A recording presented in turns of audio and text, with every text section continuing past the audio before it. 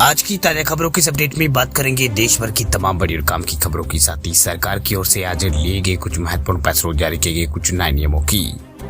तो बुलेटिन की शुरुआत करते हैं पहली खबर से। तो टेलीकॉम बिल को राष्ट्रपति की मंजूरी, फर्जी सिम लेने पर होगी 3 साल की जेल, 50 लाख रुपए तक लगेगा जुर्माना।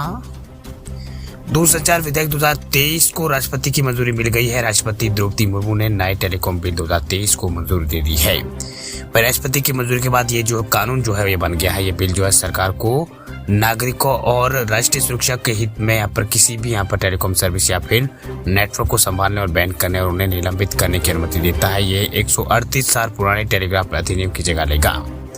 वह इस बिल में जो है उपभोक्ताओं को यहाँ पर सरकार जो है वो उनके हितों की ध्यान में रखकर कानून का प्रावधान इसमें किया गया है। अगर कोई व्यक्ति फर्जी तरीके से सिम हासिल करता है तो उसके लिए 3 साल की सजा और 50 लाख रुपए का जुर्माना रखा गया है। इस तरह के प्रावधान फोन नंबरों और अन्य दुरुपयोगों के लिए भी यहाँ पर किए गए हैं। वे अगर कोई राष्ट्रीय सुरक्षा या फिर दूसरे देशों के साथ मैत्रीपूर्ण संबंधों के हित के खिलाफ किसी भी तरह का काम करता है और अवैध रूप से दूरसंचार उपकरणों का उपयोग करता है तो उसे 3 साल तक की कैद की सजा सुनाई जा सकती है और 2 करोड़ रुपए तक का जुर्माना लगाया जा सकता है। ये दोनों सजा यहाँ पर दी जा सकती है। वही अगर केंद्र सरकार उचित समझती है तो ऐसे व्यक्ति की दूरसंचार सेवा निलंबित या समाप्त भी सरकार इसकी कर सकती है।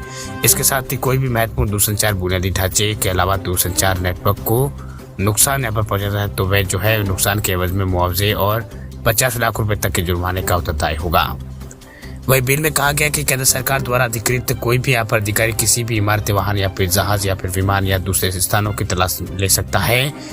यहाँ पर तलाशी जो है वो ले सकता है जहाँ उसे अनधिकृत दूरसंचार नेटवर्क, दूरसंचार उपकरण या फिर रेडियो उपकरण रखने या छुपाए जाने का पर भरोसा हो। बात अब करते हैं अगली खबर की। तब लिथियम बैटरी की घटेगी कीमत, सरकार दक्षिण अमेरिकी देश से करने जा रही है अरबों का निवेश।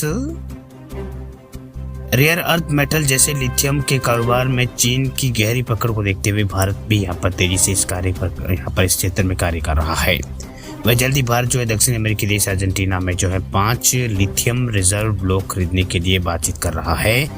बिजनेस स्टैंडर्ड की रिपोर्ट के मुताबिक ये बातचीत जो है अभी आखिरी स्टेज में है।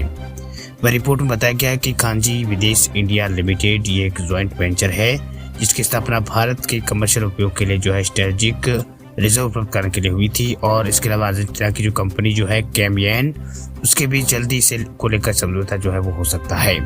वह रिपोर्ट में बताया गया कि भारत अगले 5 वर्षों में इन माइंसों की जो एक्सप्लोरेशन और डेवलपमेंट के लिए जो है 200 करोड़ रुपए से ज्यादा का निवेश करेगा। इसका प्रस्ताव भी तैयार कर कैबिनेट कमेटी को सौंप दिया गया है। बता दें आपको कि अगर ये करार हो जाता है तो रेयर अर्थ मेटल क्षेत्र में विदेश में जो है भारत जो है इसमें यहाँ पर विदेश में भारत का दूसरा कारोबार जो करार जो है वो होगा। इससे पहले ऑस्ट्रेलिया में 2 लिथियम और 3 यहाँ पर कोबाल्ट बल्ब के लिए भारत पहले ही करार जो है वो कर चुका है। वही भारत जो है काफी हद तक लिथियम के लिए जो है चीन पर निर्भर करता है। अकेले वित्त वर्ष 2022-23 में भारत की ओर से करीब 25,000 करोड़ का आयात यहाँ पर किया गया है। वह ईवी की बैटरी आदि बनाने में इसकी यहाँ पर बड़ी मात्रा में जो है इसका उपयोग किया जाता है। ऐसे में जब भारत की कंपनियां स्वयं लिथियम प्रोडक्शन करेगी तो इससे लिथियम से बैटरी की कीमत जो है वो कम हो जाएगी। बात हम करते हैं अगली खबर की। तो सरकार 48 लाख सरकारी कर्मचारियों के लिए करेगी ऐलान, बढ़ सकती है बेसिक सैलरी। केंद्रीय वित्त मंत्री निर्मला सीतारमण 1 फरवरी 2024 को अपनी सरकार का जो दूसरे कार्यकाल का आखिरी बजट जो है पेश करने वाली। इस अंतरिम बजट के बाद देश भर में लोकसभा चुनाव होने वाले हैं। ऐसे में सरकार अपने वोट बैंक यानी नौकरी पैसे सैलरी को जो है आकर्षित करने के लिए जो है ऐलान कर सकती है, यानी सैलरी क्लास को यहाँ पर आकर्षित करने के लिए बड़ा ऐलान कर सकती है।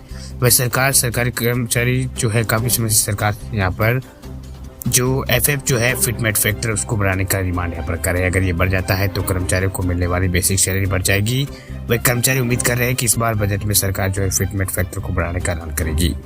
वही 2024 में वित्त मंत्री निर्मला सीतारमण अंतरिम बजट पेश करेगी। इस बार जो है कर्मचारियों को उम्मीद है कि सरकार फिटमेट फैक्टर को बढ़ाने का ऐलान कर सकती है। कर्मचारी एसोसिएशन काफी लंबे समय से सरकार से फिटमेट फैक्टर को बढ़ाने की मांग कर रहे हैं। फिटमेट फैक्टर के आधार पर सरकार जो है कर्मचारी की जो सैलरी जो है उसे तय करती है। करते हैं अगली खबर की। तो देश में कोरोना के नए वेरिएंट JN.1 के 63 केस आए हैं सामने, कई राज्यों में बढ़ रहे हैं मरीज। भारत में कोरोना के नए वेरिएंट JN.1 के मरीजों की संख्या में लगातार वृद्धि हो रही है। कल जो है JN कोविड वेरिएंट की टोटल जो है अभी 63 मामले जो है अभी तक सामने आ चुके हैं। इनमें सबसे अधिक मामले प्रसिद्ध पर्यटक स्थल गोवा से आए हैं। यहाँ पर इस वेरिएंट के 34 मरीज मिले। इसके बाद महाराष्ट्र में 9, कर्नाटक में 8, केरल में, तमिलनाडु में 4 और तेलंगाना में 2 मामले सामने आए हैं। वही कोरोना का ये नया वेरिएंट जो है सब वेरिएंट JN1 भारत में तेजी से फैल रहा है। आपको बता दें कि देश भर में कोरोना के नए मामलों में तेजी से बढ़ोतरी हो रही है। देश में इस समय जो है कोरोना एक्टिव मामलों की संख्या बढ़कर जो है 4000 पार हो गई है। वही केंद्रीय स्वास्थ्य मंत्रालय के मुताबिक कल जो है कोरोना के 656 नए मामले सामने आए थे, जिसके बाद देश में एक्टिव केसों की संख्या 4054 के आसपास आ गई है। बता दें आपको कि कल तक जो है JN1 कोविड वेरिएंट के 63 मामले सामने आए थे।